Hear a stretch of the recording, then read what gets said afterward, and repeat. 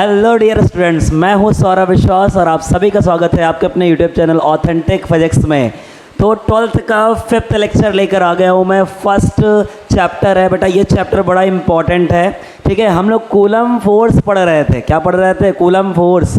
और वही उसी के आगे पढ़ेंगे। बोले सर स्कूल में तो बहुत आगे निकल लिए, चैप्टर तो ख़त्म होने पे आ गया, इलेक्ट्रिक पोटेंशियल पे पहुंच जा रहे हैं। तो बेटा इतना आसान चैप्टर नहीं है। ठीक है, इस चैप्टर को बहुत अच्छे से समझिए। जब आप अच्छे से समझेंगे तब जाके आपको आगे की कहानी समझ में आएगी। ये इलेक्ट्रिक जो कूलम फोर्स पढ़ रहे हैं, इलेक्ट्रोस्टैटिक फोर्स पढ़ रहे हैं, इससे एक दो क्वेश्चन, बड़े लॉन्ग क्वेश्चन, वो भी न्यूमेरिकल से लेकर थ्योरी तक, डेरिवेशन तक, सारा इंपॉर्टेंट है। आप चाहे जिस भी बोर्ड के हो, आपका एग्ज़ाम में आपको इस कॉन्सेप्ट से क्वेश्चन ज़रूर मिलेगा। जब आप इलेक्ट्रिक फोर्स अच्छे से पढ़ पाएंगे, जब आप कूलम फोर्स अच्छे से समझ लेंगे, तब जाके आप इलेक्ट्रिक फील्ड अच्छे से पढ़ पाएंगे। आप इलेक्ट्रिक फील्ड पढ़ रहे हैं ना, जब आप इलेक्ट्रिक फील्ड पढ़ पाएंगे तब आप इलेक्ट्रिक पोटेंशियल आपको समझ में आएगा। तो बहुत ज़्यादा लिंक है, तो बहुत अच्छे से पढ़िए, हर चीज़ पढ़िए। अगर आप हर चीज़ नहीं पढ़ेंगे ना बेटा, तो चीज़ें हाथ से निकल जाएंगी, फिर आपका कॉन्सेप्ट क्लियर होगा नहीं। आई होप आप मेरी सारी जो पुरानी वीडियोस है वो देख चुके होंगे, 4 लेक्चर देख चुके होंगे। ये 5th लेक्चर है। मान लो आपने एक भी लेक्चर नहीं देखा और आप चाहते हो कि यहीं से कनेक्ट कर पाओ, तो बेटा कूलम फोर्स से आप स्टार्ट करिए, जो कि 4th लेक्चर में है। तो एटलीस्ट 4th लेक्चर से ज़रूर देखिएगा। चलिए भाई, तो बिना टाइम को वेस्ट के स्टार्ट करते हैं। फिर से मैं कहता हूं कि आप अपने मोबाइल को एक जगह रख लीजिए और ख़ुद को एक जगह बिठा लीजिए और स्टार्ट करते हैं भाई। आज का उसी के जस्ट आगे है 4th लेक्चर के। ठीक है, चलिए तो 4th लेक्चर के जस्ट आगे 5th लेक्चर स्टार्ट कर रहे हैं बेटा। ये देखो, तो हमको पढ़ना है कूलम फोर्स। कूलम फोर्स का हम फॉर्मूला वगैरह सारा कुछ पढ़ चुके थे। तो उसके आगे कूलम फोर्स की प्रॉपर्टीज़ क्या क्या हैं, कि आखिर हम लोग जाने तो कि जो कूलम फोर्स है, जिसको हम लोग इलेक्ट्रोस्टैटिक फोर्स भी बोलते हैं, कि आखिर उसके प्रॉपर्टीज़ कौन कौन सी होती हैं। चलिए देखें, तो थोड़ा सा तो आपको पता ही होगा। क्या पता होगा भाई? पता ये होगा कि कूलम फोर्स जो है, इसका फॉर्मूला क्या होता है। तो ये लगता है बेटा दो चार्जेस के बीच में। किसके बीच में?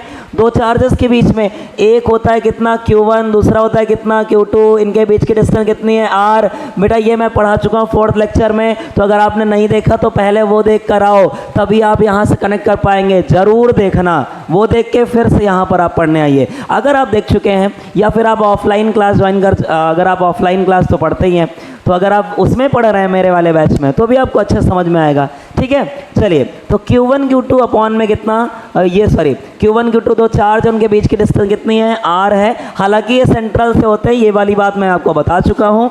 और इसका फॉर्मूला फोर्स का क्या होता था? तो F इज इक्वल टू होता था 1/4 पाई एप्सिलॉन नॉट इंटू में कितना? Q1 Q2 अपॉन में कितना भैया? R²। सब याद आया ना सभी को? बहुत बढ़िया, बहुत अच्छा बेटा आप लोग पढ़ रहे हैं। चलिए इसके थोड़ा सा आगे चलते हैं। तो अब प्रॉपर्टीज पहले तो पढ़ लेते हैं। इस फोर्स को कूलम फोर्स या फिर इलेक्ट्रोस्टैटिक फोर्स बोलते हैं। आइए देखें, तो कूलम फोर्स आप बताओ किनके बीच में लग रहा है? बोलो किसके बीच में लगता है? चार्जेस। बहुत सही, बहुत बेहतरीन आपने पढ़ा है बेटा, बहुत सही आप बता रहे हो, बिल्कुल सही बताया। तो इट एक्सर्ट, तो आप लिखेंगे इट एक्सर्ट्स इन बिटवीन किसके बीच में? In between 2 charges. तो 2 चार्जेस के बीच में लगने वाला, 2 नहीं 2 से ज़्यादा भी हो सकते हैं। बिटवीन चार्जेस मैं लिख देता हूँ, चलो 2 चार्जेस लिख दें। बोले सर 3 चार्जों के बीच में नहीं लगेगा? क्या लगेगा, लेकिन फॉर्मूला हमारा 2 चार्ज के लिए कन्फर्म है। चलिए, तो it exerts in between 2 charges, तो याद रखना है चार्ज के बीच में लगने वाला फोर्स। किसके बीच में भाई? चार्ज के बीच में लगने वाला फोर्स। चार्ज के बीच में लगने वाले फोर्स को हम लोग कूलम फोर्स कहते हैं। पहली बात तो ये हो गई। दूसरी बात बेटा जी देखिएगा, दूसरी बात क्या है इसमें? It exert in between 2 charges. ठीक है, इतनी बात कन्फर्म हो गई। अच्छा, दूसरी बात क्या है? दूसरी, it is a central force. It is a central force. बेटा देखेंगे, ठीक है, it is a central force. बोले सर सेंट्रल का मतलब कौन सा? कि जेल वाला, कि ये फोर्स जेल में रहता है? तो बेटा जेल में ये फोर्स नहीं रहता है। सेंट्रल का मतलब क्या होता है ये समझें। सेंट्रल का मतलब अगर आपको समझना है तो बेटा इधर देखना पड़ेगा। और सेंट्रल फोर्स का मतलब होता है कि वो फोर्स जो 2 पॉइंट के लाइन ज्वाइनिंग के अलोंग में हो। अलोंग का मतलब यहीं कहीं इसी लाइन के अलोंग में लगे। ठीक है, इसी लाइन के अलॉन्ग, यानी कि दो पॉइंट के बीच में एक लाइन खींचिए वहाँ, और इन दोनों के बीच में जो फोर्स लगे वो इसी ज्वाइनिंग लाइन के अलॉन्ग में लगे। अलॉन्ग का मतलब ये फोर्स ऐसा ना लगे, ऐसा फोर्स नहीं। बोले सर इस तरफ से लगे, नहीं। बोले सर ऐसे लगे, नहीं। बोले सर ऐसे लगे, नहीं। ठीक है ना, कैसे लगे? या तो इधर की तरफ लगे, या तो इधर की तरफ लगे, या फिर ऐसे बीच में लगे, या फिर ऐसे लगे। इसी लाइन ज्वाइनिंग के अलॉन्ग में हो तो उसे हम कौन सा फोर्स बोलते हैं? बोलो भैया कौन सा फोर्स? Central force. बहुत बढ़िया पढ़ रहे हो यार, क्या आपकी तारीफ जितनी करें उतनी कम। चलिए तो बेटा it is a central force हो गया, ये भी आपको बात याद रखनी है। तीसरा अगर हम लोग देखें तो तीसरा अगर आप देखो तो बेटा बहुत अच्छे से देखिएगा, ये किसको फॉलो करता है? तो आप देखो F जो है वो R स्क्वायर के इन्वर्सली प्रोपोर्शनल है। तो F inversely proportional to R square, इसको बोलते हैं इन्वर्स स्क्वायर लॉ। क्या बोलते हैं? एक तो इन्वर्सली प्रोपोर्शनल है, दूसरा R का स्क्वायर है। तो बेटा ये इन्वर्स स्क्वायर लॉ को फॉलो करता है। तो आप क्या लिखेंगे? It follows inverse square law. कौन सा लॉ? तो बोले सर इन्वर्स स्क्वायर लॉ। बेटा सिर्फ आपको देखना ही नहीं है, नोट्स लेकर बैठना भी है। मैंने आपसे बोला है ना नोट्स बनाइए, नोट्स नहीं बनाएंगे तो मज़ा नहीं आएगी। तो इन्वर्स स्क्वायर लॉ, तो ये बोले सर इन्वर्स स्क्वायर लॉ को फॉलो करता है। क्या होता है मैंने आपको बता दिया। चलिए फोर्थ नंबर की अगर हम बात करें बेटा, तो फोर्थ नंबर पे याद रखिएगा ये किस पर डिपेंड करता है ये फोर्स? तो बेटा फोर्स डिपेंड करता है इनके बीच में मीडियम कौन सा भरा है। तो इनके बीच में मीडियम भरा कौन सा है? अगर मीडियम होगा, अगर मीडियम मान लो वैक्यूम है, तो हम लोग यहाँ पर मैंने पढ़ाया बेटा फोर्थ लेक्चर में, जिसने नहीं देखा देखे जाके। अगर मीडियम एयर या फिर वैक्यूम है तब हम यहाँ पर एब्सोल्यूट परमिटिविटी लेते हैं एयर या फिर वैक्यूम की। अगर आप कोई और भर देंगे तो उसकी एब्सोल्यूट परमिटिविटी लेंगे। कन्फर्म है ना? तो उसकी वैल्यू अलग हो जाएगी ये, और जैसे ही ये वाली वैल्यू अलग हो गई फोर्स क्या हो जाएगा? अलग। तो बेटा इसके बीच का मीडियम क्या है उस पर भी ये फोर्स डिपेंड करता है। तो यहाँ पर आ जाएगा कौन सा? यहाँ पर नेक्स्ट होगा कि the force it depend on, तो यहाँ पर इट डिपेंड्स अपॉन, बोले सर किस पर? It depends upon the medium. किस पर भाई? The medium between them, the medium between them. इनके बीच में मीडियम कौन सा है इस बात पर डिपेंड करेगा कि इनके बीच में मीडियम कौन सा है। कन्फर्म है? एयर और वैक्यूम होगा तो कुछ और फोर्स लगेगा। और बाकी मैंने क्वेश्चन भी कराए बेटा, न्यूमेरिकल्स भी कराए। और अगर आप कुछ और वाटर भर दोगे, कोई डाइलेक्ट्रिक मीडियम भर दोगे तो भी ये फोर्स क्या हो जाएगा? अलग हो जाएगा। बात समझ में आई क्या? चलिए इसके बाद आते हैं फिफ्थ नंबर पे। तो फिफ्थ नंबर का बोले सर क्या है? देखें भाई फिफ्थ नंबर का क्या है। अच्छा एक और बात है। बोले सर क्या? एक बात यह है कि यहाँ पर मीडियम पर तो डिपेंड करेगा ही, लेकिन अगर मान लो इनके बीच में कोई चार्ज आ जाए, यानी Q और Q2 तो है ही, अगर एक इनके बीच में मैं Q3 रख दूँ, एक तीसरा चार्ज रख दिया, Q1 Q2 के बीच में कितना चार्ज रख दिया? तीसरा चार्ज रख दिया, तो क्या इनके बीच में लगने वाले फोर्स में कोई चेंज हो जाएगा क्या? नहीं बेटा, तो इस पर कोई चेंज नहीं होगा। Q1 Q2 के बीच में अभी भी फोर्स लग रहा है, कितना? उतना ही लग रहा है। अगर आप फॉर्मूला निकाले तो 1/4πε0 Q1 Q2 अपॉन में कितना? R square. तो इसका मतलब है दो चार्जों के बीच में अगर कोई तीसरा चार्ज आ जाए तो भी इनके बीच में जो फोर्स लग रहा है उस पर कोई प्रभाव नहीं पड़ेगा। इसका मतलब है बेटा इनका प्यार बड़ा सच्चा है। कूलम फोर्स वाला प्यार इतना सच्चा है, इतना गहरा है, समझ पा रहे कि नहीं, कि अगर किसी तीसरे की एंट्री हो जाए तो उनके प्यार पर कोई फर्क नहीं पड़ता। ठीक है ना? तो बेटा ऐसा ही प्यार होना चाहिए। ठीक है, ऐसा ही होना चाहिए। कोई भी चाहे वो दोस्ती ही क्यों ना हो, दोस्ती बेटा किसी तीसरे के आने से कोई फर्क पड़ना नहीं चाहिए। ठीक है ना? तो हमारी दोस्ती कैसी हो बेटा? कूलम फोर्स जैसी हो। एक बार फिर से बताओ, हमारी दोस्ती कैसी हो? कूलम फोर्स जैसी हो, कि अगर बीच में कोई तीसरा चार्ज आ जाए तो भी हम दोनों के बीच की दोस्ती में कोई फर्क ना पड़े। कन्फर्म है ना? चलिए भाई, तो इसी को बेटा लिखना है। बहुत बढ़िया, क्या समझते हो आप बेटा, क्या बेहतरीन आप पढ़ रहे हैं। चलिए देखिए, तो फिफ्थ नंबर क्या हो जाएगा कि it can not be affected, it can not be affected by, it can not be affected by किससे? तो it can not be affected by another charge between them. Another charge between them, another charge between them. आप बेटा between अच्छे से लिखिएगा, मैंने ऐसा लिख दिया है, अनदर चार्ज बिटवीन देम। उस पर कोई फर्क नहीं पड़ता, बीच में आ जाए तो आ जाए। बोले सर क्या Q3 पर फोर्स लगेगा? हाँ Q3 पर फोर्स लगेगा, लेकिन इन दोनों के बीच जितना फोर्स पहले लगता था उतना ही फोर्स अभी भी लगेगा। बोलो बात समझ में आई क्या? बिल्कुल समझ में आई होगी, इस बात की गारंटी है बेटा। चलिए आइए 6 नंबर पॉइंट क्या हो जाएगा? 6 नंबर पॉइंट है, अच्छा आप एक बात बताओ, ठीक है ना, नेक्स्ट पॉइंट देखते हैं।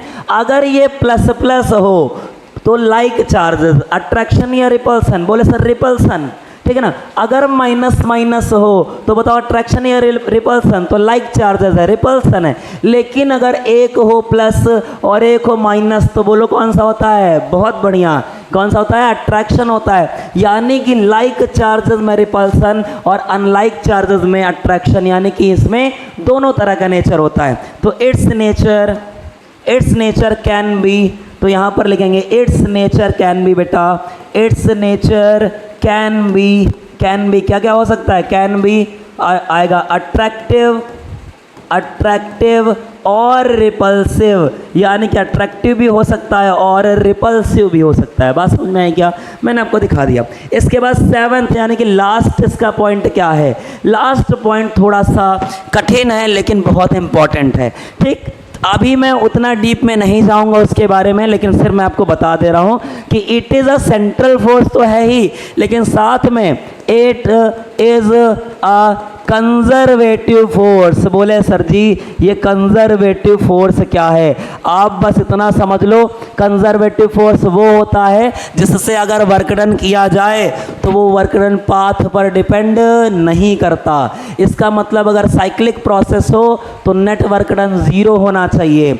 दूसरे लैंग्वेज में आप ये भी बोल सकते हैं कि इसमें एनर्जी लॉस नहीं होती है, एनर्जी क्या रहता है? कंजर्व रहती है। किसमें भैया? कंजर्वेटिव फोर्स में। कन्फर्म है? अभी के लिए इतना ही मैं बता पाऊंगा। मैंने 3 बातें बताई। कंजर्वेटिव फोर्स किसे कहते हैं? पहली चीज़ कि अगर इससे कोई वर्क डन करेंगे, इस फोर्स से कोई वर्क डन होगा तो वो पाथ पर डिपेंड नहीं करेगा। दूसरी चीज़ मैंने बताई कंजर्वेटिव फोर्स उसे कहते हैं कि अगर साइक्लिक प्रोसेस में वर्क डन किया जाए तो नेट वर्क डन 0 आता है। और तीसरी बात मैंने बताई कि अगर कंजर्वेटिव फोर्स में अगर आप वर्क कर रहे हो तो जो एनर्जी होगी वो कंजर्व रहेगी, उसका लॉस नहीं होगा। अभी के लिए 3 बातें याद रखिए कंजर्वेटिव फोर्स के लिए। कंफर्म हो गया भाई? तो ये 7 पॉइंट जल्दी से इसको स्क्रीनशॉट लीजिए बेटा। पहला कौन सा है कि ये 2 चार्जेस के बीच में लगता है। किन के बीच में लगता है? 2 चार्जेस के बीच में लगता है। दूसरा पॉइंट है कि ये सेंट्रल फोर्स है। तीसरा पॉइंट है कि इनवर्स स्क्वायर लॉ को फॉलो करता है। चौथा पॉइंट है कि ये मीडियम पर डिपेंड करता है। पांचवा पॉइंट है कि इसका तीसरा कोई बंदा आ जाए तो कोई फर्क नहीं पड़ेगा। और इसके बाद 6 नंबर पॉइंट है कि ये अट्रैक्टिव और रिपल्सिव दोनों टाइप का होता है। और लास्ट वाला है कि ये कैसा फोर्स है भैया? कंजर्वेटिव फोर्स है। क्या आपको मेरी बात समझ में आ गई? इतनी बातें पता होनी चाहिए, बिल्कुल ज़रूरी है। ओके, ये रहा बेटा कूलम फोर्स का। आई होप कि आपको सारा कुछ समझ में आया होगा। जल्दी से स्क्रीनशॉट लो, आगे बढ़ जाएं क्या? बिल्कुल बेटा आगे बढ़ जाते हैं। अब आएगा लिमिटेशन ऑफ कूलम्स लॉ, ठीक है ना। यानी हम लोग कूलम्स लॉ को कब कब लगा सकते हैं। तो बेटा कूलम्स लॉ को हम कब कब लगा सकते हैं और कब कब नहीं लगा सकते हैं, मुझे आपको यही बताना है। बहुत अच्छे से देखिएगा। कूलम्स फोर्स की या कूलम्स लॉ की कुछ लिमिटेशन है कि यानी ऐसा कर दोगे तो कूलम लॉ वहाँ पर फेल हो जाएगा, ठीक है ना। लिमिट होती है ना भाई हर चीज़ की कि आप ऐसा करो तो ठीक है, ऐसा करो तो ठीक है, लेकिन अगर आपने ऐसा किया तो वहाँ पर वह रूल लगेगा नहीं, ठीक है। चलिए देखें पहला पॉइंट इसमें क्या है लिमिटेशन, तो याद रखिएगा it holds for point charges. बेटा पॉइंट चार्जेस, बहुत बड़ा चार्ज पार्टिकल नहीं होना चाहिए, पॉइंट चार्जेस होने चाहिए। बहुत बड़ा चार्ज पार्टिकल नहीं होना चाहिए, ठीक है ना। बोले सर प्लैनेट के बीच में लगेगा क्या? नहीं लगेगा, बहुत बड़ा है, नहीं लगेगा, ठीक है। तो पॉइंट चार्जेस के बीच में होल्ड करता है ये आपका कूलम्स लॉ, यानी कि पॉइंट चार्ज होना चाहिए। दूसरा ये है कि the charges must be at rest.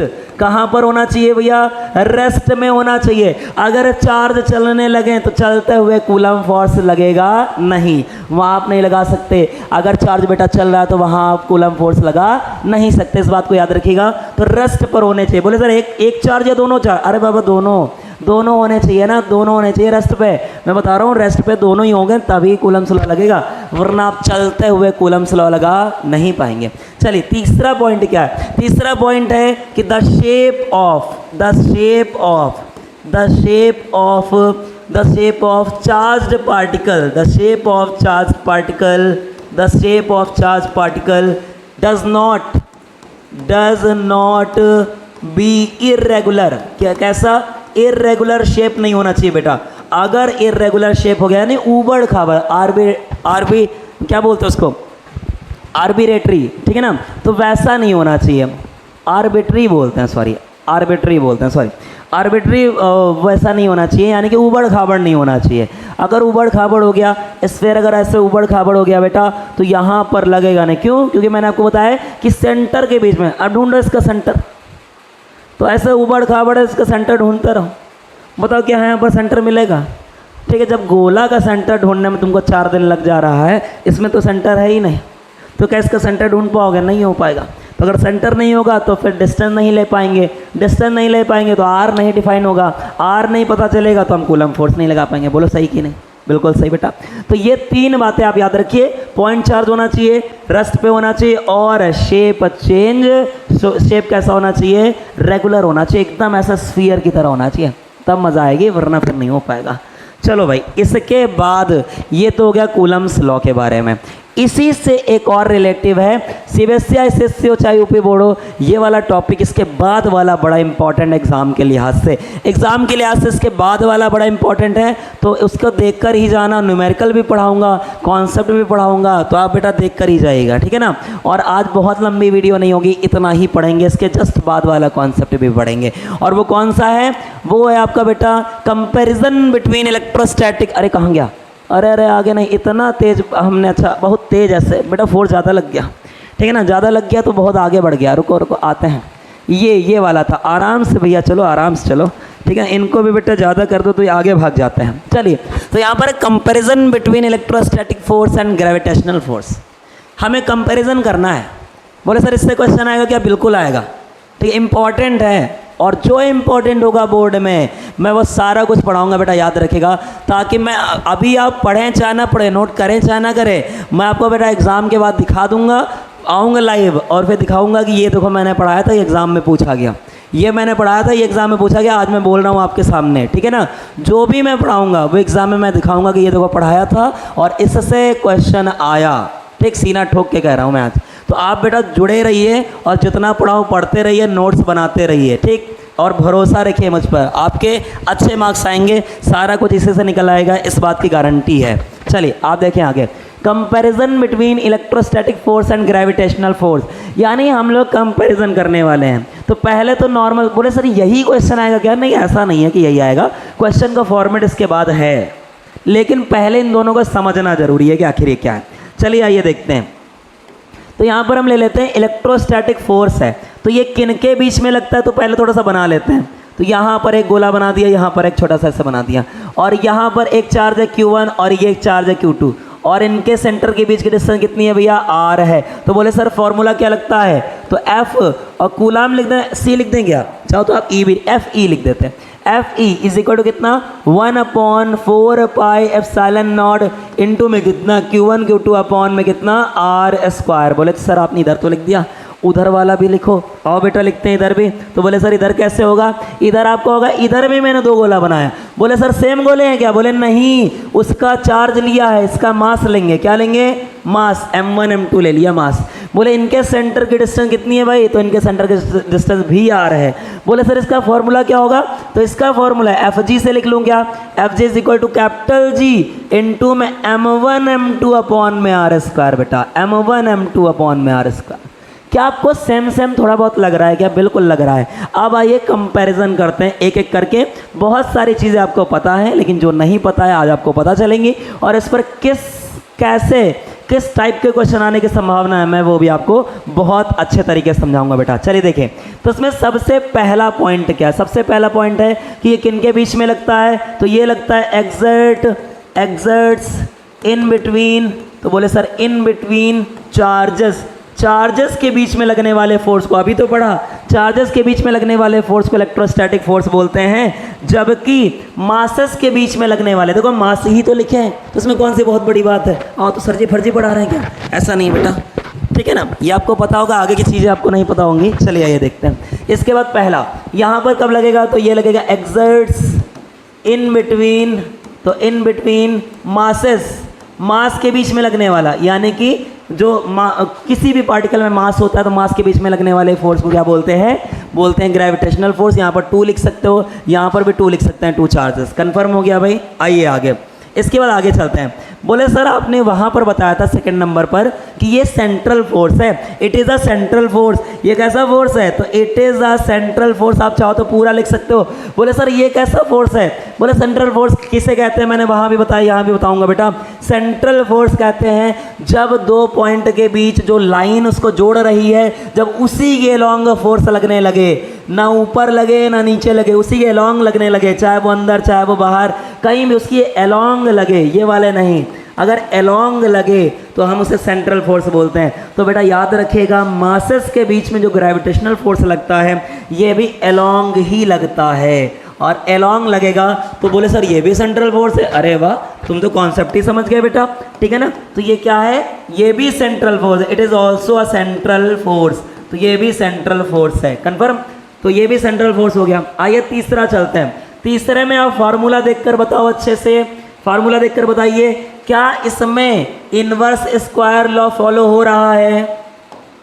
Inverse square law मैंने बताया बेटा कि जब कोई चीज़ इस तरीके से इनवर्सली प्रोपोर्शनल हो, यानी कि एफ ऐसे हो आर स्क्वायर, तो क्या ये इनवर्स स्क्वायर लॉ है, हाँ बेटा बिल्कुल यही है, तो ये इसको फॉलो करता है। तीसरा, तो तीसरे पॉइंट पे आएगा इट फॉलोज कौन सा law, it follows inverse square law, it follows inverse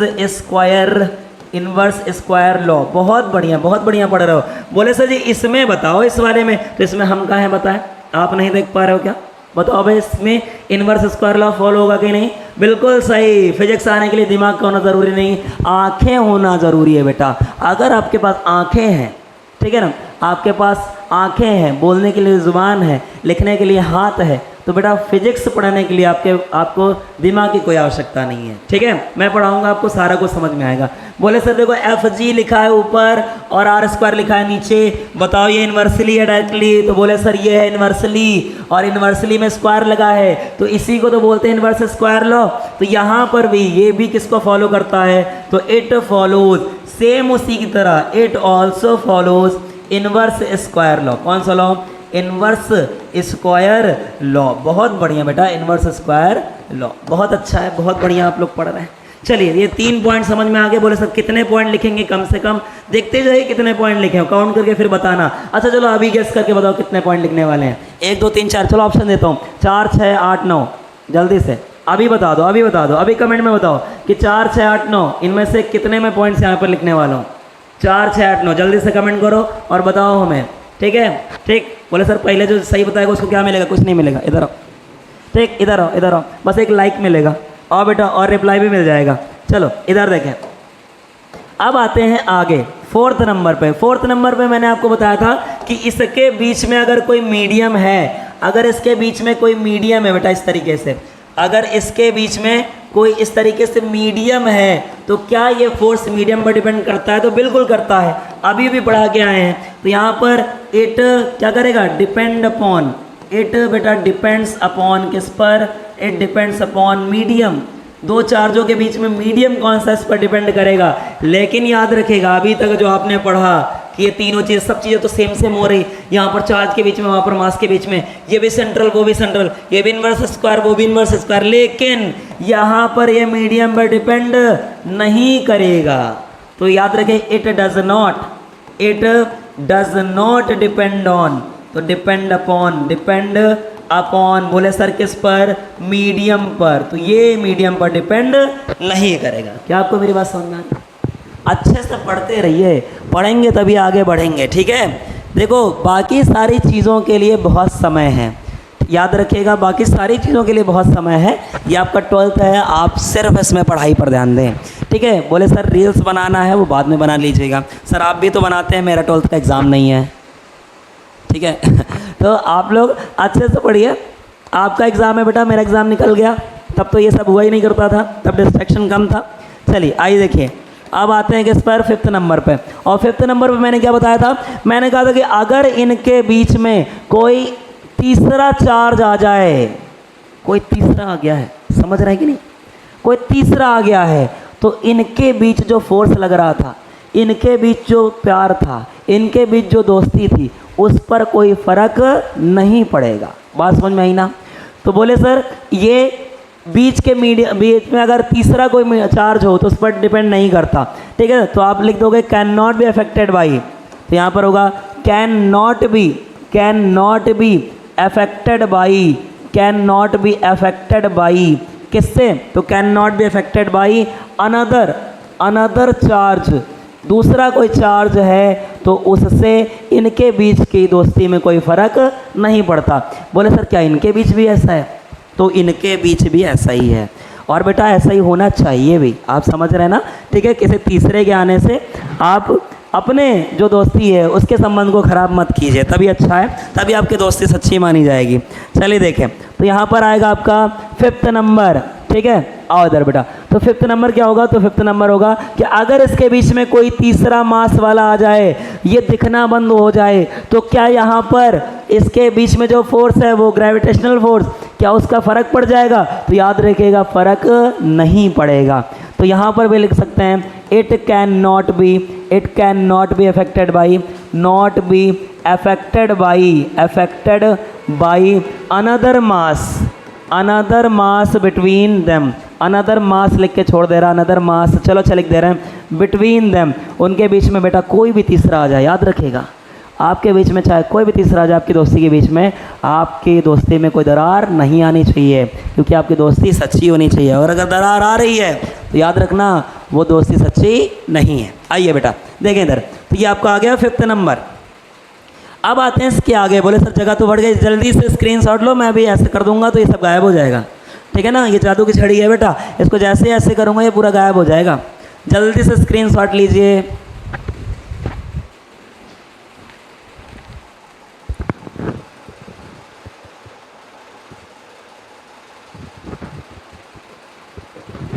चलिए हो गया, आइए आगे चलते हैं। 5th के बाद 6th नंबर पे बेटा चलते हैं। आओ तो 6th नंबर पे पढ़ लेते हैं इसमें आगे, ठीक। तो बोले सर 6th नंबर क्या था, नीले से नहीं लिख रहे थे हम लोग, लाल से लिख रहे थे, ठीक। तो 6th नंबर हम लोग क्या लिख रहे थे बेटा, बताओ। तो 6th नंबर ये था, अरे 400 यार मिटा दिया, एक बार फिर से बना लेते हैं। चलो ये वाला क्या था Q1, ये वाला क्या था Q2, और इनके बीच में डिस्टेंस बताओ कितनी, तो बोले सर R, इसको क्या हो गया है, पूरी हो गया है क्या, नहीं अच्छे से बनाते हैं, ठीक है। तो यहाँ पर ये आ गया Q2 और इसके बीच की डिस्टेंस कितनी है R, और यहाँ पर क्या है, यहाँ पर ब्लू से हम लोगों ने बनाया था, ये वाला क्या है बताओ भाई, ये वाला था M1 और ये वाला था M2, और इनके बीच की डिस्टेंस भी कितनी थी R।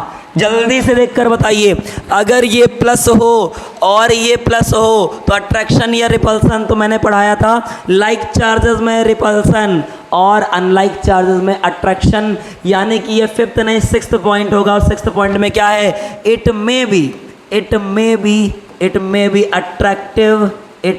अट्रैक्टिव और रिपल्सिव। ये बेटा अट्रैक्टिव भी हो सकता है, रिपल्सिव भी हो सकता है, ठीक है। ये अट्रैक्ट भी कर सकते हैं, रिपल भी हो सकते हैं, लेकिन बोले सर ग्रेविटेशनल फोर्स कैसा होगा, तो आप बताओ बेटा देख के। ग्रेविटेशनल फोर्स तो यहाँ पर प्लस माइनस वाला गेम है, मास में कहाँ प्लस माइनस भैया, मास तो मास होता है, ठीक है ना भाई। कभी ये आपने देखा कि -500 किलो हमें तौल दीजिए चीनी, माइनस में आपने मास सुना क्या, कि -250 ग्राम आप हमको चीनी दे दीजिए, -500 ग्राम आप हमें धनिया दे दीजिए। अच्छा इतना धनिया कौन लेता है, चलो कोई बात नहीं, हाइपोथेटिकल है, ठीक है ना। -5 किलो आलू तौल दीजिए, तो माइनस में होता ही नहीं मास। अब जब माइनस में नहीं होता तो बोले सर रिपल्सन ही होगा क्या, क्योंकि लाइक चार्जेस, तो बेटा चार्जेस का गेम यहाँ है ही नहीं, ये ग्रेविटेशनल फोर्स है, और इट ऑलवेज, ये मैं always, it always be attractive in nature. कैसा भैया? अट्रैक्टिव इन नेचर होगा। तो बेटा अट्रैक्टिव याद रखिए, बहुत अच्छा, आपको पता था क्या ये बात? अट्रैक्टिव इन नेचर होगा बेटा, बहुत सही, आपको सारा कुछ आता है, अट्रैक्टिव इन नेचर होगा। कन्फर्म है? 6th पॉइंट आ गया। इसके बाद बेटा 7th पॉइंट। बोले सर कितने पॉइंट? आपने कमेंट में किया था ना 6, 8, 9, 6, 7 या फिर 8, 9, इनमें से कोई होगा। तो बेटा देख लेते हैं इनमें से होगा कि नहीं होगा। ठीक, इसके बाद 7 नंबर में क्या है याद रखिएगा बेटा, दोनों के लिए है, अच्छे से देखें। अगर प्लस प्लस होगा, बहुत बढ़िया से देखो बेटा, अगर प्लस प्लस होगा तो Q1 Q2 पर फोर्स लगाएगा इधर की तरफ। अच्छा, इसको फोर्स एक होता है वेक्टर क्वांटिटी, बहुत अच्छा समझना। Q1 Q2 पर फोर्स लगाएगा, तो इस पर जो फोर्स लगेगा तो 2 पर लग रहा है, तो F2 suppose it plus plus है तो, और जो लगाता है उसको बाद में लिखते हैं F21। वेक्टर होता है तो इसलिए वेक्टर लगा दिया। कन्फर्म है? अच्छा, Q2 Q1 पर लगा रहा, किधर की तरफ? इधर की तरफ धक्का दे रहा है। बोले सर उधर जाओ, ठीक है, धक्का दे रहा है क्योंकि ये प्लस है और ये प्लस, तो कह रहा है उधर जाओ, ठीक है ना? हाँ, आज से मिलना बंद, इधर देखो, ये आ गया। तो बोले सर किस पर लग रहा है? Q1 पर, तो 1 पहले और जो लगा रहा है वो बाद में, F12, तो ये फोर्स हो गया। आप बताओ दोनों फोर्स का मैग्नीट्यूड तो सेम होगा। कैसे? F is equal to 1/4πε0 Q1 Q2 upon R square, इनके बीच में लग रहा है, ये इस पर लगा रहा है, ये इस पर लगा रहा है, दोनों फोर्स क्या इक्वल, लेकिन दोनों के डायरेक्शन क्या है भैया? अलग अलग है। तो क्या मैं इसको ऐसे लिख सकता हूँ कि F12 is equal to minus का F21, यानी कि मैग्नीट्यूड तो दोनों के बराबर हैं लेकिन डायरेक्शन क्या है? अपोजिट। इसको देख कर आपको क्या याद आ रहा है बेटा? जो आपको याद आ रहा है वही हमें भी याद आ रहा है कि ये किसको फॉलो करता है? तो इट फॉलोज न्यूटन्स, बोलो भैया, न्यूटन्स थर्ड लॉ। न्यूटन का थर्ड लॉ क्या था? Action reaction pair. तो बेटा ये एक्शन रिएक्शन पेयर को क्या करता है? फॉलो करता है, उसको कन्फर्म है, उसको ओबे करता है। अच्छा, इसकी बात करें 7th नंबर में। बोले सर ये क्या होगा? तो इसमें भी ये इसको खींच रहा है, देखो ये इसको खींच रहा है, इधर आओ, ये वाला इसको खींच रहा है, तुम इधर आओ। तो देखो M1 M2 को खींच रहा है, तो जिसको खींच रहा है वो पहले, और कौन खींच रहा है? तो 1 वाला, ऐसे लिखते हैं और ये लगा दे वेक्टर। और ये इस पर फोर्स लगा के खींच रहा है, तो जिसको खींच रहा है वो पहले और जो खींच रहा है वो बाद में, ये हो गया। अब दोनों का मैग्नीट्यूड सेम है। बोले सर कैसे? G M1 M2 अपॉन में R स्क्वायर, ठीक है ना? M1 M2 है, चाहे M2 M1 कर लो, मल्टीप्लाई तो सेम होगा ना, प्रोडक्ट तो सेम आएगा ना। तो जब सेम आएगा लेकिन मैग्नीट्यूड सेम है, वैल्यू सेम है, लेकिन डायरेक्शन आप देख रहे हो, एक जा रहा है M1 की तरफ लग रहा है, एक M2 की तरफ लग रहा है। तो यहाँ पर भी आप देख सकते हो कि F12 जो है वो माइनस के F21 के बराबर है। तो इसको हम लोग बोल सकते हैं कि इट फॉलोज, बिल्कुल सही बेटा। तो यहाँ पर भी होगा इट फॉलोज किसको? तो इट फॉलोज न्यूटन्स कौन सा लॉ? तो Newton's third law of motion, Newton's third law of motion. Confirm हो गया? तो ये 7th नंबर। 8th नंबर में देखिए बेटा, 8th नंबर कौन सा होगा? तो 8th नंबर में याद रखें, मैंने आपको बताया था कि इलेक्ट्रोस्टैटिक फोर्स जो होता है वो कैसा है? It is a conservative force. और कंजर्वेटिव फोर्स क्या होता है मैंने बता चुका हूँ बेटा, मैं 3 चीज़ें बता चुका हूँ कि कंजर्वेटिव फोर्स अगर होगा तो वो वर्क डन अगर करेगा तो पाथ पर डिपेंड नहीं करेगा, अगर साइक्लिक प्रोसेस में वर्क डन करेगा तो नेट वर्क डन 0 आएगा, और तीसरा कंजर्वेटिव फोर्स अगर है तो वर्क डन करेगा तो एनर्जी होगी, तो एनर्जी लॉस नहीं होना चाहिए। अगर ये 3 चीज़ें हैं तो वो फोर्स कैसा? कंजर्वेटिव। बोले सर ये वाला कंजर्वेटिव है क्या? तो हाँ बेटा ये भी कंजर्वेटिव है। 8th नंबर में ये भी कैसा है? कंजर्वेटिव है, ये भी कंजर्वेटिव है, कंजर्वेटिव फोर्स। ठीक है, एक बार अच्छे से लिख देते हैं, ये वाला थोड़ा सा कंजर्वेटिव है, कंजर्वेटिव। तो कंजर्वेटिव फोर्स, ये भी कंजर्वेटिव, कंजर नहीं, कंजर्वेटिव, ठीक है ना, कंजर्वेटिव फोर्स है। चलिए 9th नंबर देख लेते हैं। बोले सर कितने पॉइंट हैं? तो बेटा देखो कितने पॉइंट है, मैंने कहा था आप गैस करो, और यहाँ पर हम लोग गैस कर रहे हैं, आप देखते रहे कितने पॉइंट है। सारे इंपॉर्टेंट है सारे, ठीक है ना, और कैसे क्वेश्चन आएंगे मैं वो भी बताऊंगा। तो 9th नंबर आ रहा है कि ये कैसा? ये स्ट्रॉन्ग फोर्स है। कैसा फोर्स है? स्ट्रॉन्ग फोर्स है बेटा, ये मजबूत फोर्स है इलेक्ट्रोस्टैटिक फोर्स, लेकिन ग्रेविटेशनल फोर्स मजबूत नहीं है, it is a weak force. कैसा फोर्स है? 9th, it is a weak force. और वीक फोर्स क्या मैं आपको बताऊं? वीक फोर्स क्या? पूरे दुनिया में 4 फंडामेंटल फोर्सेज हैं, उनमें सबसे वीकेस्ट फोर्स कौन सा है? Gravitational force. वीकेस्ट क्यों है? जैसे मेरे में भी तो मास है, इस कैमरे में भी तो मास है, तो हम चिपक क्यों नहीं जा रहे हैं? अगर ये फोर्स बहुत स्ट्रांग होता, अट्रैक्शन हो, तो हमको चिपक जाना चाहिए था ना, लेकिन ऐसा नहीं होता। इसके लिए मास बहुत ज़्यादा होना चाहिए, इसलिए वीक फोर्स है। कन्फर्म है? तो ये 9 है बेटा, 10 नहीं है, 9 ही पॉइंट्स हैं। इनको आपको याद रखना है, बहुत अच्छे से याद रखिएगा, नोट्स बना के रखिएगा। बोले सर इससे क्वेश्चन आएगा क्या? तो देखो बेटा, कंपैरिजन नहीं आएगा, मैं बता दूं, ठीक है? कंपैरिजन नहीं आएगा, लेकिन फिर भी यूपी बोर्ड के एग्जाम में पूछा जा सकता है। क्या पता है कौन सा स्ट्रांग है? एमसीक्यू में पूछ सकते हैं, 2 नंबर क्वेश्चन में पूछ सकते हैं, 1 नंबर के उसमें पूछ सकते हैं, लेकिन इससे रिलेटेड क्वेश्चन जरूर आएगा, वो सब में आएगा, सीबीएसई, आईसीएसई, यूपी बोर्ड सब में। तो बोले सर वो कौन है? जल्दी से स्क्रीनशॉट लो, आगे बढ़ जाए, जल्दी से लीजिए। कैसे क्वेश्चन आएंगे मैं आपको बता दे रहा। क्वेश्चन आएंगे कुछ इस टाइप के, आप इसको इत्मीनान से पढ़िए, फिर हम लोग साथ में भी पढ़ेंगे। क्वेश्चन आएगा ऐसा, बोले सर पढ़ाया तो बड़ा आसान था, लेकिन क्वेश्चन आ गया ऐसा। हाँ बेटा ऐसा ही आएगा, पढ़िए आराम से। देखिए लिखा हुआ है, Coulomb's law for electrostatic force between 2 points charges and Newton's law for gravitational force between 2 stationary point masses. बिल्कुल बात सही है, ये मासेस के बीच में लगता है और वो कूलम वो उसके बीच में लगता है, चार्जेस के बीच में। अच्छा, both have inverse square dependency, बिल्कुल मैंने ये भी बताया है, on the distance between the charges, यानी आर स्क्वायर के, एंड मासेस रेस्पेक्टिवली, यानी इनवर्स स्क्वायर वाली बात अलग है और मासेस वाली बात अलग है। मासेस पर भी डिपेंड करता है और इनवर्स स्क्वायर लॉ किसके होता है? आर स्क्वायर के। बिल्कुल सही। आगे क्वेश्चन है,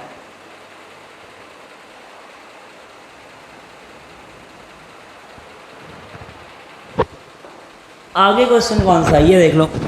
बोले सर आप इतनी देर के लिए कहाँ चले जाते हैं? मैडम पानी पीने चले जाते हैं, ठीक है? हाँ, इतनी देर से बोल रहे तो पानी ना पिए क्या? नहीं सर, बिल्कुल आप पानी पी सकते हैं। आइए देखिए। हाँ, तुम तो चाहते ही हो कि पानी मिले ही ना, ये तो पढ़ाए ही ना। इधर देखो, कह रहा है कंपेयर द, क्वेश्चन समझो, कंपेयर द, इससे नहीं दिखाई देगा, इससे दिखाई देगा, रेड से देख लेते हैं ज़्यादा अच्छे से। Compare the strength of these forces, of these forces. 2 force हैं, एक है इलेक्ट्रोस्टैटिक फोर्स, हम आपको एफ ई से लिख देते हैं इसको, और दूसरा कौन सा फोर्स है? Newton's law of gravitational force, ये दूसरा है, इसको हम एफ जी से लिख दे रहे हैं। कन्फर्म है? तो इनके बीच के फोर्स को आप कंपेयर करिए। कंपेयर का मतलब होता है रेशियो निकालना। क्या निकालना? रेशियो निकालना है हमें। अच्छा, किसके लिए? कैसे? रेशियो ऑफ देयर मैग्नीट्यूड्स, यानी हमें एफ ई और एफ जी का रेशियो निकालना है। फॉर, 2 क्वेश्चन है, for an electron and a proton, यानी कि एक इलेक्ट्रॉन रखो ऐसे और एक प्रोटॉन रखो ऐसे, और इनके बीच की एक डिस्टेंस रखो। क्या डिस्टेंस गिवन है? नहीं गिवन है, दोनों के डिस्टेंस आर मान लो, आर मान लिया। अब एक बार इनका चार्ज लीजिए, जब चार्ज लोगे तो कूलम लॉ लगाओ, उससे आएगा एफ ई, और एक बार आप क्या लीजिए? मास लीजिए, और मास से आएगा ग्रेविटेशनल फोर्स। बोले सर करके बताइए, मज़ा नहीं आएगा, पहले क्वेश्चन समझ लें, ठीक है? इसमें ये बोला इलेक्ट्रॉन और प्रोटॉन है, इसके बीच में इलेक्ट्रोस्टैटिक फोर्स निकालो, ग्रेविटेशनल फोर्स निकालो, और दोनों का रेशियो बता दो हमें। ये क्वेश्चन समझ में आ गया? इतना करेंगे। एक क्वेश्चन मैं बताऊंगा, दूसरा आप खुद करेंगे। पहले इलेक्ट्रॉन इलेक्ट्रॉन है, दूसरा कह रहा फॉर 2 प्रोटॉन्स भी निकालिए, यानी कि पहले ये वाला मैं बताऊंगा, ये वाला आप करके लाएंगे, ये आप घर पे ट्राई करेंगे कि एक प्रोटॉन इधर भी है और एक प्रोटॉन इधर भी है, इनके बीच की डिस्टेंस आर है, तो इनमें पहले निकालना क्या? कूलम फोर्स, इलेक्ट्रोस्टैटिक, फिर निकालना ग्रेविटेशनल फोर्स, और दोनों क्या कर देना? रेशियो। ये वाला मैं बताने जा रहा हूँ। बोले सर ये क्या है? ये भी हम लोग पढ़ेंगे, लेकिन अभी के लिए ये वाला क्वेश्चन करना है, ठीक है भाई? समझ में आ गया सबको? तो इलेक्ट्रॉन और प्रोटॉन के बीच में, बोले सर मास वगैरह ये सब गिवन है, देखो यहाँ पर सब गिवन है, मास गिवन है, ये किसका है? तो बेटा ये 10 की पावर -27 होना चाहिए, माइनस पावर होना चाहिए, और ये मास है किसका? तो बोले सर प्रोटॉन का होता है, याद रखें प्रोटॉन का। और ये जो मास रखा है ये इलेक्ट्रॉन का मास है, यहाँ पावर होना चाहिए -31, वो ऐसे हो गया -31 kg। तो मास गिवन है बेटा, ठीक है? बाकी हम लोग सारी चीज़ें भी देखेंगे। आइए देखें, तो ये इस क्वेश्चन को अभी नहीं कर रहे हैं, अभी इस क्वेश्चन को कर रहे हैं। इसका ए पार्ट था, बी पार्ट भी है, इसको भी करेंगे, ठीक है? चलिए आइए आगे चलें। तो आइए क्वेश्चन करें। ये मैंने छोटा सा वहाँ पर लिखवा दिया है ताकि आप इससे देख पाएँ, अगर दिख रहा हो तो। एक बार मैं देख लेता हूँ कि दिख रहा है कि नहीं। हाँ, थोड़ा थोड़ा दिख रहा है, उसी क्वेश्चन को मैंने वहाँ पर लिख दिया ताकि हम यहाँ पर देख पाएँ और हमें जगह भी मिल जाएगी, ठीक है भाई? आइए देखते हैं। आइए क्वेश्चन देखते हैं, बड़ा प्यारा क्वेश्चन है, आएगा, आसान क्वेश्चन है। चलो भाई, तो यहाँ पर हमने रख दिया प्रोटॉन, इलेक्ट्रॉन सॉरी, और ये वाला कर दिया प्रोटॉन, और इनके बीच की डिस्टेंस कर दी r। तो बोले सर पहले इसमें निकालिए क्या, इलेक्ट्रोस्टैटिक फोर्स। तो इलेक्ट्रोस्टैटिक फोर्स निकालने के लिए Fe निकाल रहे हैं बेटा। क्या निकाल रहे हैं? Fe कितना होता है बताओ भाई? 1/4πε0 इंटू में Q1 Q2 अपॉन में कितना r²। कन्फर्म है? साथ साथ में हम लोग दूसरा भी करते चलते हैं। बोले बीच में जगह खींच देंगे, हाँ बीच में थोड़ा सा दरार इसके लगा दीजिए कि एक तरफ चलेगा इलेक्ट्रोस्टैटिक और एक तरफ चलेगा तुम्हारा कौन सा ग्रेविटेशनल। तो यहाँ पर Fg कितना होगा? तो इसका होता है कैपिटल G इंटू में m1 m2 अपॉन में कितना r²। r गिवन नहीं है, m1 m2 गिवन है, Q1 Q2 हमें पता है। इलेक्ट्रॉन प्रोटॉन पर कितना चार्ज होता है हमें पता है, नहीं पता तो मैंने फर्स्ट लेक्चर में बताया कितना होता है, तो वहाँ से जाके देख के आओ। बाकी यहाँ पर भी बता देंगे, कोई दिक्कत वाली बात नहीं। चलिए देखें, आइए देखते हैं भाई। तो इसकी वैल्यू होती है बेटा, तो Fe की वैल्यू कितनी हो गई? 9 × 10⁹ इसकी वैल्यू होती है। ठीक है, ये प्रोपोर्शनैलिटी कांस्टेंट है, कूलम कांस्टेंट है, बीच में कोई वो नहीं दिया था, क्या मीडियम नहीं दिया था, तो हम मान लेंगे एयर है, तो एयर के लिए इतनी होती है। और इंटू Q1 की वैल्यू कितनी? तो इलेक्ट्रॉन पर चार्ज 1.6 × 10⁻⁻19। बोले सर प्रोटॉन पर कितनी होती है? तो इस पर भी इतनी होती है, इंटू 1.6 × 10⁻⁻19। बोले सर ये तो इधर आ गया, कोई बात नहीं, इधर ही कर लेते हैं। ठीक है, थोड़ा सा उधर चला गया तो क्या ही हो गया, चलो -19 होता है। अच्छा, अपॉन में कितना? तो अपॉन में हो जाएगा r², तो अपॉन में हो गया कितना r²। कन्फर्म? ये है कौन? Fe। आइए Fg निकालते हैं। तो Fg की वैल्यू देखो भाई, तो Fg की वैल्यू यहाँ निकाल देते हैं। Fg इज इक्वल टू, बोले सर कैपिटल G क्या है? कैपिटल G होता है gravitational, universal gravitational constant. 11th में भर के आपने पढ़ा होगा, कैपिटल G होता है यूनिवर्सल ग्रेविटेशनल कांस्टेंट। ये कहीं नहीं बदलता है, कोई भी मीडियम आप रखो ये इसकी वैल्यू वही रहेगी। बोले सर क्या रहेगी? 6.67 × 10⁻11 SI यूनिट में। कन्फर्म है? इंटू बताओ ये मास किसका? इलेक्ट्रॉन का मास। बोले सर कितना? 9, ये गिवन है, ये इलेक्ट्रॉन का मास गिवन है कितना? तो 9.1 × 10⁻19 -19 गलत, बहुत गलत। माइनस कितना? 31, तो -31 हो गया इलेक्ट्रॉन का, क्योंकि इलेक्ट्रॉन था। प्रोटॉन का बताओ भाई, प्रोटॉन का हो जाएगा भाई कितना? ये रखा हुआ है, तो 1.67 × 10⁻27 kg, और अपॉन में r² है, तो r² रहा। ये बात समझ में आ रही क्या? अरे बोलो भैया, r² समझ में आ रहा क्या? बिल्कुल। तो Fe और Fg आ चुका है। कन्फर्म? अब हमें इसका रेशियो चाहिए, तो रेशियो जब निकालोगे तो डिवाइड कर दें। और भाई डिवाइड कर दें, ठीक है, इसको थोड़ा सा आइए डिवाइड कर दें। सॉल्व अभी नहीं करना है, बाद में करेंगे। आइए भैया डिवाइड कर देते हैं इसको पहले। तो डिवाइड किससे करें? वाइट वाले से कर देते हैं, डिवाइड करो। तो बताओ भाई, यहाँ मैंने लिखा Fe, नहीं इससे मत करो, रेड वाले से अलग अलग करते हैं। चलो कोई बात नहीं, कोई बात नहीं, कोई बात नहीं। तो यहाँ पर ये रख लेते हैं, Fe इज इक्वल टू कितना है? ये है 9 × 10⁹9 इंटू में 1.6 इंटू में 10⁻⁻19 इंटू में 1.6 इंटू में 10⁻⁻19। अच्छा, अपॉन में कितना? तो बोले सर अपॉन में इसके है r²। ये अभी जो मैंने लिखा है ये कौन है? Fe है। रेशियो निकालना था, Fg का रेशियो निकालो, तो यहाँ पर लगा दिया हमने अपॉन। रेशियो ऐसे तो निकलता है, तो लगा दिया अपॉन। अपॉन के बाद क्या लिखेंगे? तो अपॉन के बाद ये वाला, कौन सा वाला? Fg। तो Fg बेटा थको नहीं, इधर ही देखो, इंपॉर्टेंट है, आएगा एग्जाम में। फिर यही बोलते घूमोगे कि सर जी ने पढ़ाया था, तब काश देख लेते, 2 मिनट देख लेते, रट ले, तो 6 नंबर का क्वेश्चन हमारा मिस नहीं होता, 5 नंबर का मिस नहीं होता, 4 नंबर का मिस नहीं होता। आइए देखें, Fg इज इक्वल टू कितना? ये वैल्यू रखो 6.67 × 10⁻11। इसके बाद कौन सा? इंटू में 9.1 × 10⁻31 इंटू में कितना? इंटू में 1.67 × 10⁻27, और अपॉन में कितना बेटा? अपॉन में r²। ठीक है, तो यहाँ से दोनों ऊपर r², तो ये इससे कैंसिल हो जाएगा।